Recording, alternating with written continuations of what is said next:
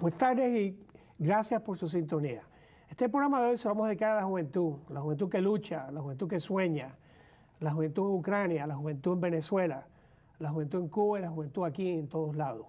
Tenemos con nosotros para hablar también del abismo que hay en nuestro mundo de hoy a nuestro invitado favorito una vez al mes, a Don Omar Mejía.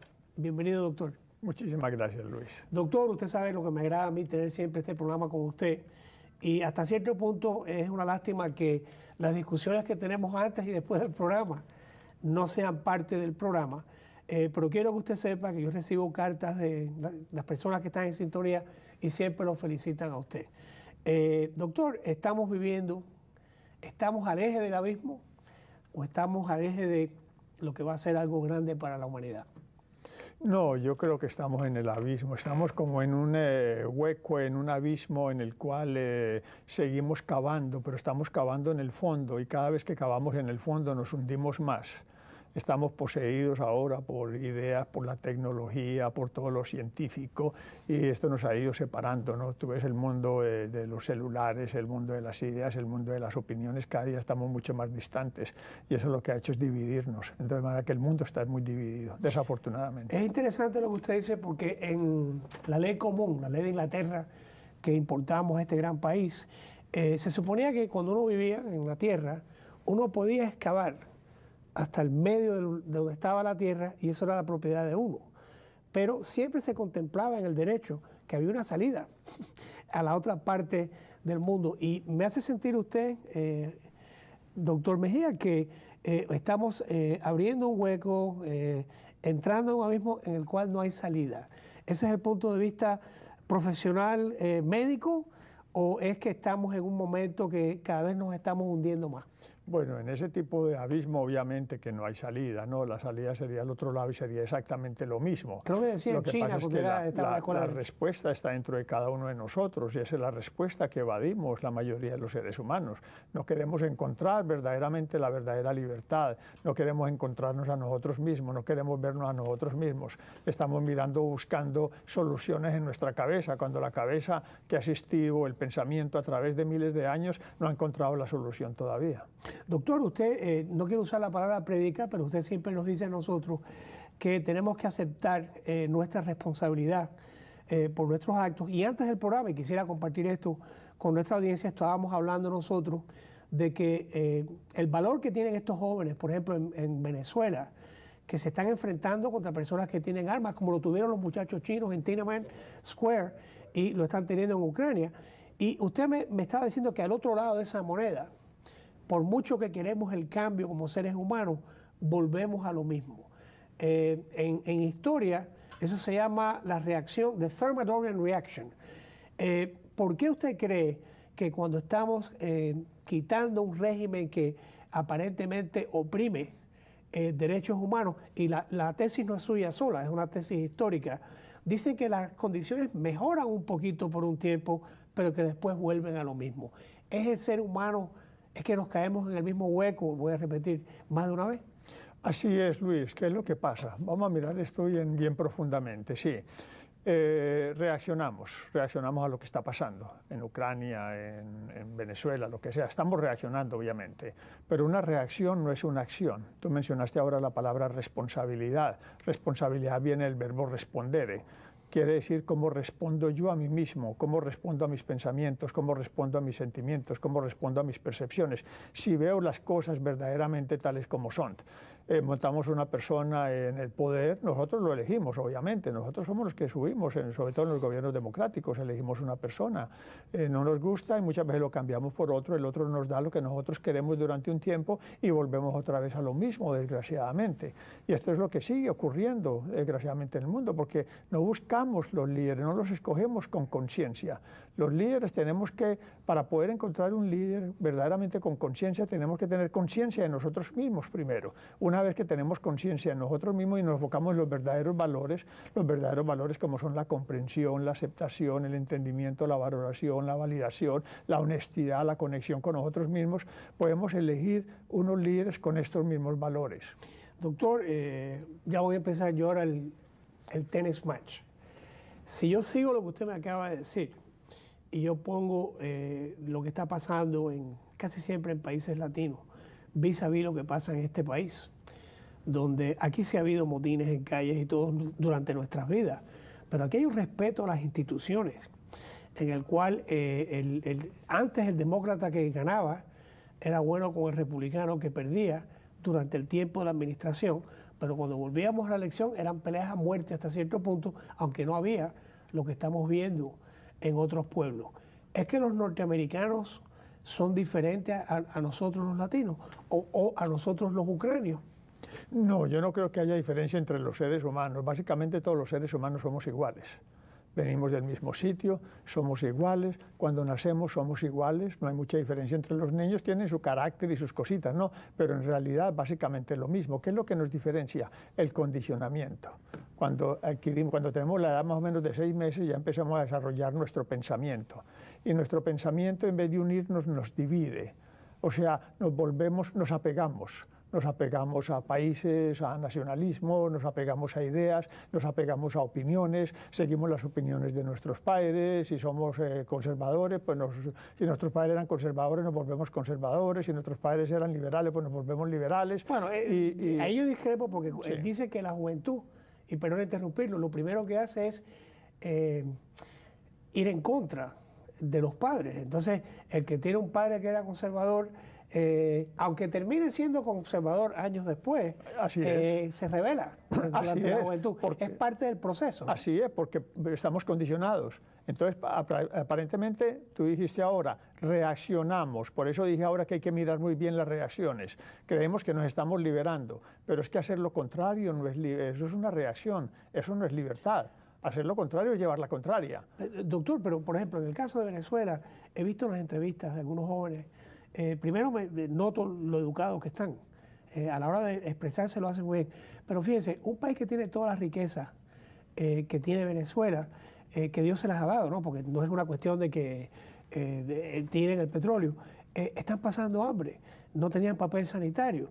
Entonces, ¿es malo rebelarse? No, para nada, obviamente. Todo esto no tiene sentido. Que un país tan rico, tan poderoso, obviamente no tengan con qué alimentarse, no tengan papel higiénico o lo que sea. No tiene ningún sentido.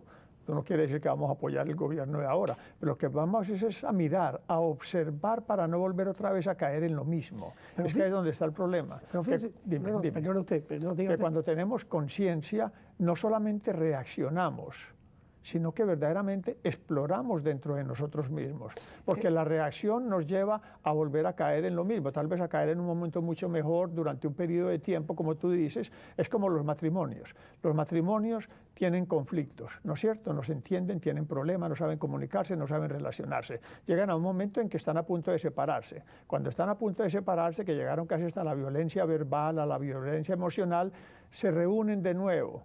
Tienen una gran atracción el uno por el otro, una gran luna de miel, y al mes están otra vez exactamente igual. ¿Por qué? Porque no exploraron la verdadera razón por la cual tenían conflictos. Usted siempre me saca del abismo y me cambia el tema. Y esta pregunta se la voy a dedicar a usted en nombre de una amiga de mi tía que se llama María Celia Ruiz, que está enferma, pero ve este programa mucho. Yo tenía un tío que era muy inteligente, estudió en Princeton y un genio, un matemático. Y él decía que en los matrimonios la gente se casaba contra la otra persona. ¿Hay sabiduría en esa declaración o es una burla? Obviamente que esto hasta cierto punto tiene algo de verdad, ¿no? Porque desgraciadamente no sabemos comunicarnos, no sabemos relacionarnos, y eso es lo que yo estoy invitando a las personas. No estoy diciendo a las personas que no deben de actuar por lo que está pasando, obviamente que deben de actuar por lo que está pasando, pero no reaccionar, porque en una reacción o ir en contra, como tú dijiste ahora, es de nuevo, es una reacción, no es una acción. Las acciones vienen de dentro de nosotros, ni siquiera vienen de nuestra mente, vienen de lo más profundo del corazón nuestro, porque nuestra mente es un condicionamiento, en nuestra mente todo es viejo, por eso es que seguimos repitiendo lo mismo, porque en la mente no hay nada nuevo. Lo nuevo está en el momento presente, está en el ahora, ni siquiera está en el mañana, está en este momento. Entonces es importante aprender, que la gente joven aprenda aprenda por qué están en el problema en que están. ¿Qué es lo que nos llevó a este problema? ¿Cómo lo hemos alimentado? ¿Qué hemos hecho nosotros? ¿Cuál es mi responsabilidad en el problema que estamos teniendo? Y así ya podemos actuar, no reaccionar. Doctor, le quiero hacer un paralelo histórico y legal. En los años 60 en este país, con el movimiento de derechos civiles, las personas de la raza negra, muchas personas, y blancos también, salieron a las calles reaccionando a los abusos que había en el sur y en efecto porque la legislación que yo diría que con bastante valor muchos enactaron, sobre todo la gente que estaba en el sur, que estaba acostumbrado a un tipo de vida.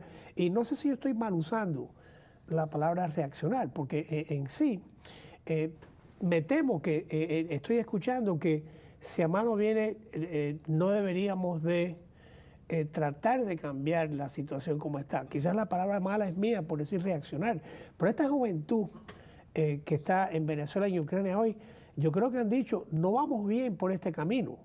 Y si esperamos a que haya otra elección, en el caso de Venezuela, aparentemente ha habido acusaciones de que las elecciones no han sido válidas. En el caso de Ucrania, al señor Putin, que se molestó, por cierto, el otro día con unos reporteros, le dijeron que había un paralelo entre lo que había hecho Putin ahora en Ucrania y lo que había hecho Hitler cuando le dieron a Checoslovaquia, creo. Entonces, se está repitiendo la historia y quizás no tengamos una obligación histórica con nosotros mismos de que no se repita.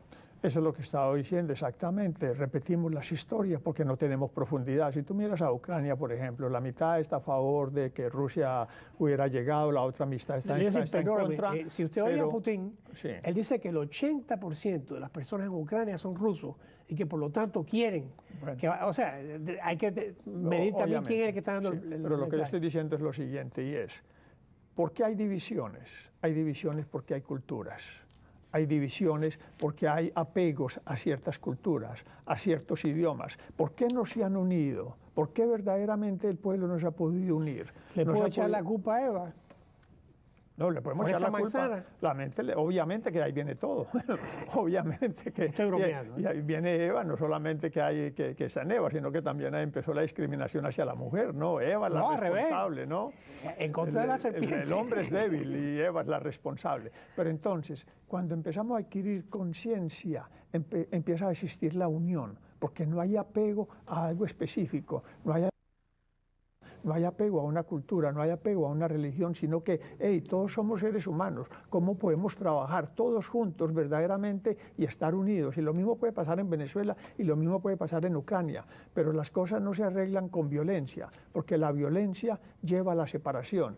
La violencia lleva al distanciamiento, la violencia lleva al abuso de las demás personas, venga de donde venga. De manera que la violencia no es la solución. Ha habido violencia durante toda la vida, en las independencias, en todas estas cosas, pero también nos ha traído mucho conflicto la misma violencia, e inclusive en el mundo en que vivimos actual. Es un mundo de violencia, porque estamos cada día más distantes, estamos cada día más separados, no sabemos comunicarnos. En estos días me llegó un email, ¿no?, de lo que decía Einstein, que sentiría mucho cuando el mundo fuera, o toda la gente en el mundo estuviera desgraciadamente controlados por los científicos, no por la ciencia. Y está pasando, está pasando. La gente no habla, los muchachos en los dormitorios están en la misma habitación, el uno en una cama, el otro en la otra, y se comunican por teléfono celular. En la mesa comiendo. En la mesa comiendo, en todas partes donde estamos, en la ópera, en el carro, donde quiera que estamos. Está existiendo este distanciamiento, esta separación entre nosotros los seres humanos, y eso es lo que nos está hundiendo. ¿Sí ves? No sabemos comunicarnos, no sabemos relacionarnos, no sabemos unirnos, estamos agarrados, peleando, cada cual defendiendo sus ideas, defendiendo su partido político, defendiendo su nacionalismo, defendiendo esto, defendiendo aquello. Ahorita lo vemos, por ejemplo, en los partidos, ¿no?, cómo la gente se agarra, cómo la gente se pelea, cómo hay conflictos, cómo tienen que entrar cantidades de policías para una cosa que es solamente una diversión. Lo que causa es división. Doctor, antes de empezar este programa, me tomé unas notas y yo quiero que usted me comente sobre la palabra cambios, sobre la palabra hambre y sobre la palabra poder. Porque estábamos hablando y usted me estaba diciendo que a la hora de efectuar cambios había ciertos problemas. La violencia usted, yo creo que ya lo tocó. Pero háblame de esta cuestión del poder con el cambio y cómo tiene que ver el hambre con esto. Ok. El cambio, primero que todo, cuando estamos tratando de cambiar algo, estamos pensando en el futuro. Estamos haciendo mal porque usted nos ha predicado que debemos de vivir en el presente. Exactamente, pues es importante que vivamos en el presente, es lo único que existe, es la realidad, es lo único que existe, el momento presente. Cuando estamos obsesionados con el cambio, estamos evadiendo el momento presente. El cambio es, cuando yo cambie de trabajo, seré feliz, cuando cambie de señora, seré feliz, cuando cambie de ciudad, seré feliz, cuando cambie la temperatura, seré feliz. Fíjate, cuando decimos todas estas cosas, cuando estamos obsesionados con el cambio, no estoy diciendo que ciertos cambios no deben de existir, obviamente a nivel material tienen que existir los cambios, pero estos cambios psicológicos de los que estamos hablando nos lleva a conocer nuestra insatisfacción.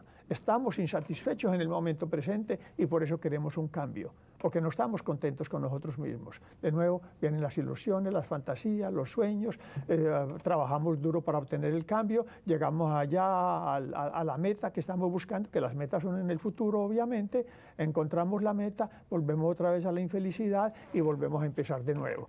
Obviamente que está asociado con el hambre, porque ¿cuál es el hambre? El hambre que tenemos, el hambre más importante que tenemos es el hambre de amor, es el hambre de aceptación, es el hambre de comprensión, es el hambre de entendimiento, es el hambre de ser entendidos por las demás personas. ¿Por qué tenemos tanta hambre de amor, de que nos comprendan, de que nos entiendan, de que nos valoren, de que nos validen, de todo esto? Tenemos toda esta hambre porque nosotros no nos validamos, no nos queremos, no nos aceptamos, no estamos ahí para nosotros. En el momento en que nosotros estemos ahí para nosotros, lo que vamos a tener es mucho que dar y no vamos a estar mendigando, no vamos a estar pidiendo, obviamente. Eso es lo que nos lleva a sentir tanta hambre. Doctor, le voy a hacer dos preguntas. Y la primera no es por chocar con usted, pero no tenemos una obligación, nosotros como sociedad, si estamos viviendo en el presente, de no abusar o no acabar con todos los recursos que nos da la naturaleza para que los que nos sigan a nosotros puedan disfrutarlo. Estoy ahí usando la palabra responsabilidad, vis-a-vis irresponsabilidad. Y le iba a pedir, doctor, que ahora se meta en su oficina y me diga en nuestra comunidad, además de la adicción del poder y la adicción de algún tipo de droga, ¿cuál dijérese usted que son las adicciones más grandes que tenemos en nuestra comunidad? Sé que son dos temas diferentes, pero quiero que... Ok, sí mencionaste la palabra obligación en el principio. Sí. Yo siempre he hecho la pregunta, ¿es el amor una obligación? Claro que no lo es, ¿no? Pero tú no le dices a la señora, te quiero porque estoy obligado a quererte, ¿no? Obviamente. De manera que no es una obligación. Pero me está evadiendo la pregunta. No, estoy contestando. Lo que pasa es que las palabras son un puente muy débil para la comunicación y muchas veces hay que clarificarlas muy bien, porque una palabra puede significar muchas cosas para muchas personas, ¿no? El otro día alguien me mandó un mensaje y me dijo, doctor, solo quería desearle, y solo, el doctor Solo es un amigo mío. Yo le dije, mira, creo que te equivocaste. Me dijo, no es para ti. Lo que pasa es que el solo lo escribí con mayúscula, ¿no? Se le está pegando usted lo del abogado. Exactamente.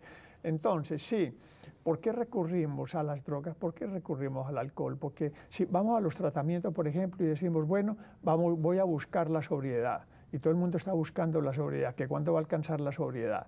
Buscar la sobriedad es lo mismo que buscar la libertad, es lo mismo que buscar el amor.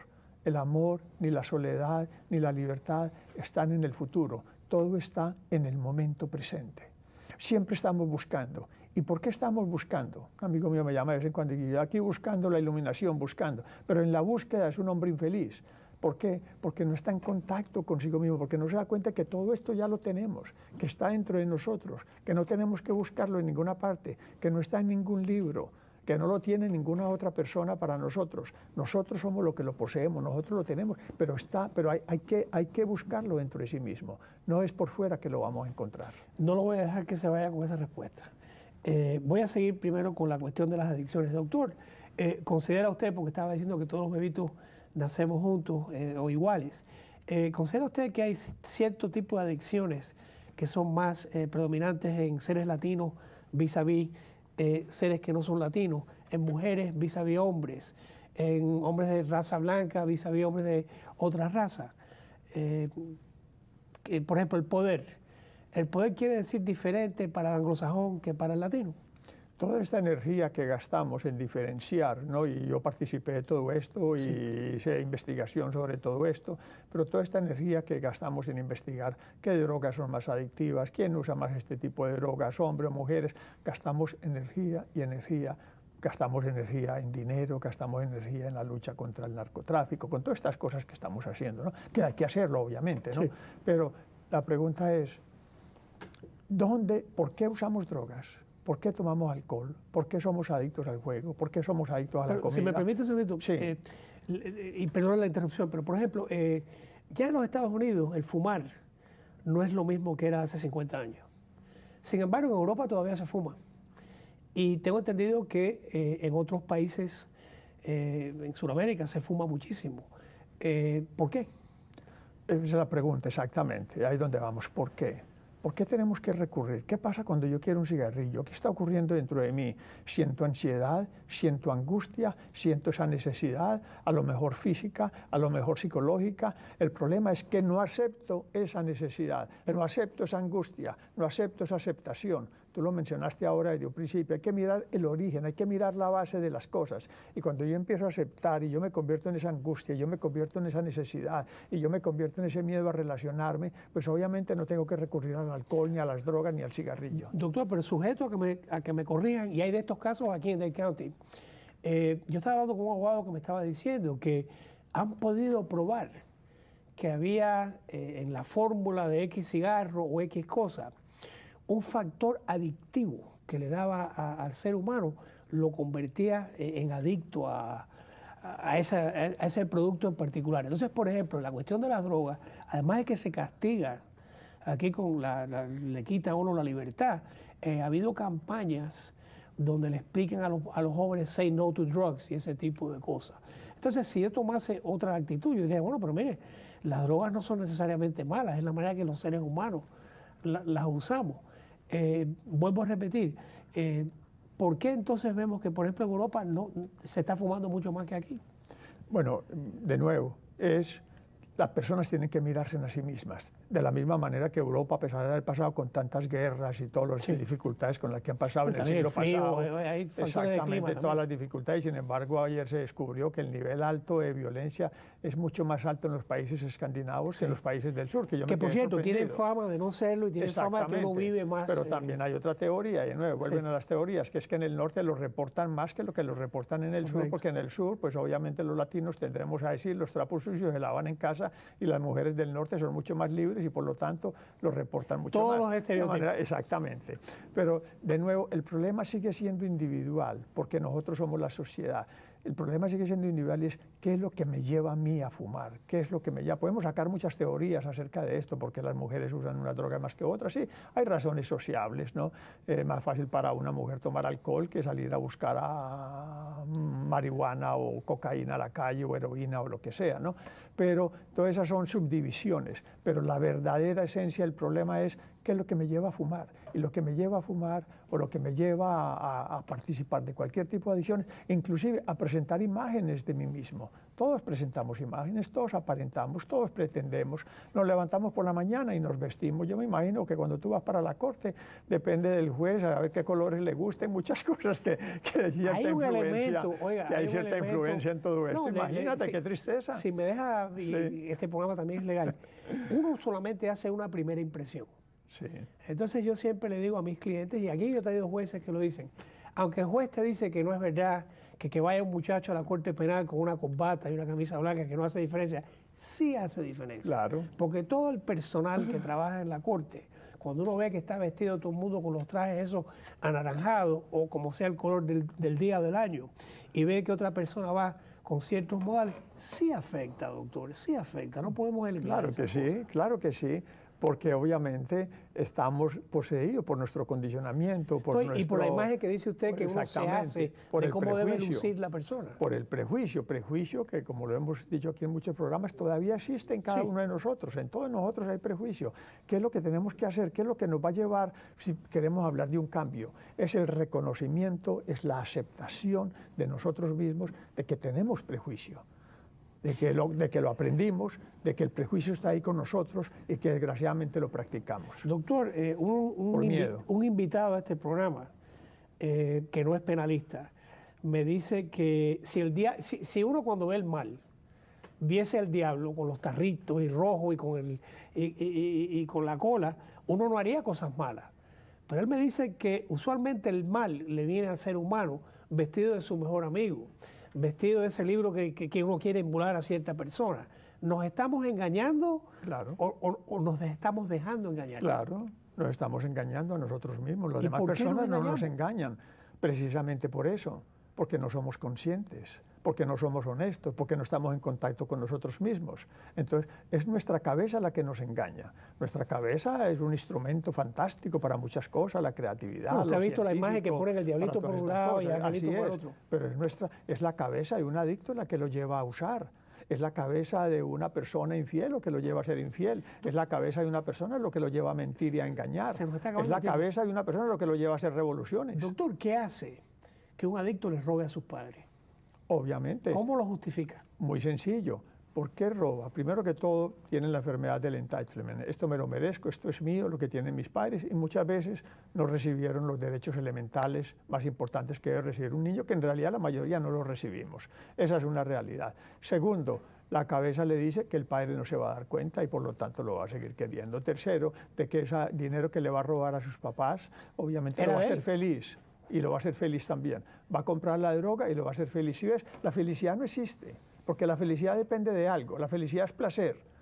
Lo que llamamos felicidad es que si me dan esto, yo soy muy feliz. Si cambio de trabajo, soy muy feliz. Si tú me saludas, voy a ser muy feliz. Fíjate, tú dijiste No, y no solo ahora, eso. La excusa está hecha.